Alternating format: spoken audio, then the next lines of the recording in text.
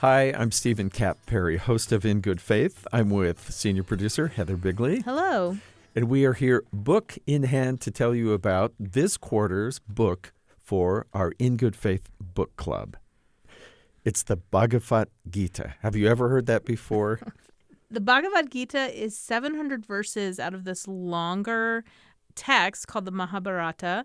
And the Bhagavad Gita itself, I like to let people know, originally written in Sanskrit, the title means the Song of God. So, which is just lovely, right? To believe you're going to dive in. But what kind of Song of God? That's really what we're here to talk about. Yeah, so this is a first for our In Good Faith book club, is to take an actual book of Scripture rather than perhaps a Catholic philosopher or writing a work of fiction that draws on the themes of their faith. But this is an accessible one. I want people to be brave and say, yeah, I could dip my toe into this. And we have an excellent, excellent guide. So first of all, we're reading the Bhagavad Gita, Laurie Patton's translation. She's a past guest, episode 77 in season 4. She did this translation. It's published with Penguin Classics, so you could get this at the library, find it on Amazon. And if you listen to episode 77, she talks about her process in translating the Bhagavad Gita and how she just did a little bit every day. And worked her way through. And there's an introduction in the book about what you were reading, why it was translated the way it is. And for our book club, we have an excellent guide in person, Ravi Gupta, who's also a previous guest. Episode 75 from Season 4. He holds the Charles Red Chair of Religious Studies and is a professor and department head in the Department of History at Utah State University, author of an abridged translation of the Bhagavata Purana, published in 2017. And Dr. Gupta is a permanent research fellow of the Oxford Center for Hindu Studies and a past president of the Society for Hindu Christian Studies.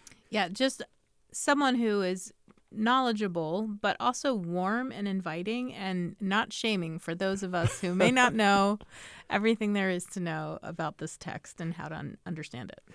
And one of the things that he does really well is set up what the story is. What is this little self-contained section of the larger Hindu scriptures?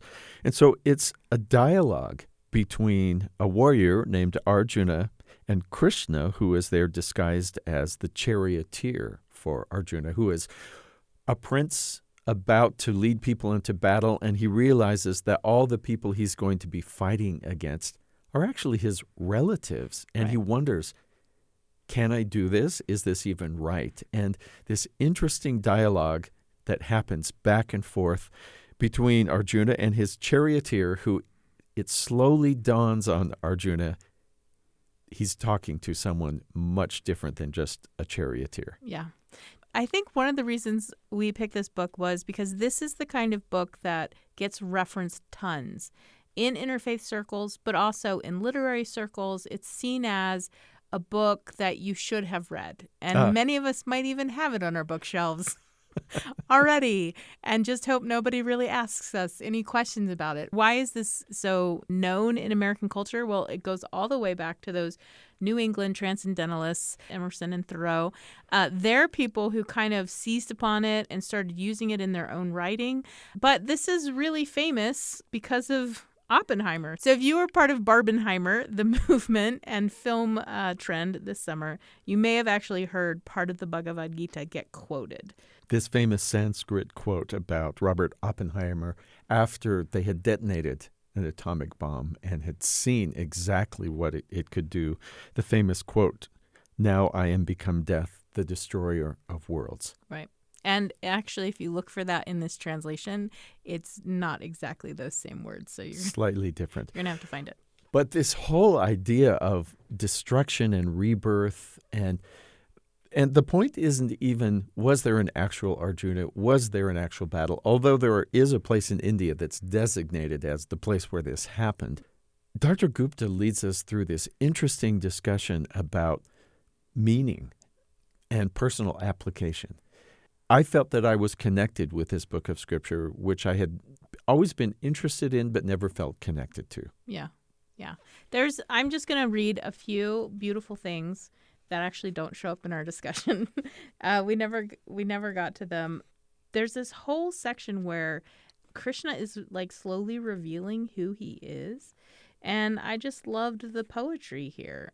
I think we should all remember that so many of our sacred texts were written as poetry. Why might that be? And meant to be sung or chanted even. Yes, sung or chanted, performed in a way that sort of brings either this transcendental experience or transcendent experience for the reciter in privacy, or to bring the entire audience with you into that transcendent space. So he says, I am the taste in the waters. I am the radiance in the sun, in the rabbit-marked moon, the sacred symbol Om in all the Vedas. I am the fresh smell within the earth. I am the brilliance in the flaming sun. I am the heated discipline in those who meditate. I am the insight. I am the strength. I am that desire. He's going through and he's sort of revealing how he, as an avatar of God, is present in everything and is the power behind everything and is the delight in everything. And for me, it was really lovely to think about. I don't think of myself as a mystic. I'm much more like, where is God in my life right now and how do I figure things out? But this moved me a little closer to that mystical space. And it's interesting that you could look at this as, oh, I get to dive into this exotic book from elsewhere and other traditions not connected to me. But I think even though that may be valid for a Western reader, the first thing that I discover is that I'm relating to the thoughts of Arjuna and also to these really expansive images of Krishna describing this kind of a scale beyond time that we can even understand of death and rebirth. And then all the way down to the little moments that you just described, the taste of the water. Come for the exoticism, stay for the spiritual enlightenment, is how I'd put it. Heather and I had this discussion with Dr. Gupta, with Ravi Gupta, as well as with two of our students, and they had delightful insights. And I was so glad that they had each read the entire work, and we hope you will join us for this discussion. Go ahead, get a copy, find it through Kindle, whatever. Our book club episode for the Bhagavad Gita, the Song of God, will air on January 28th, 2024.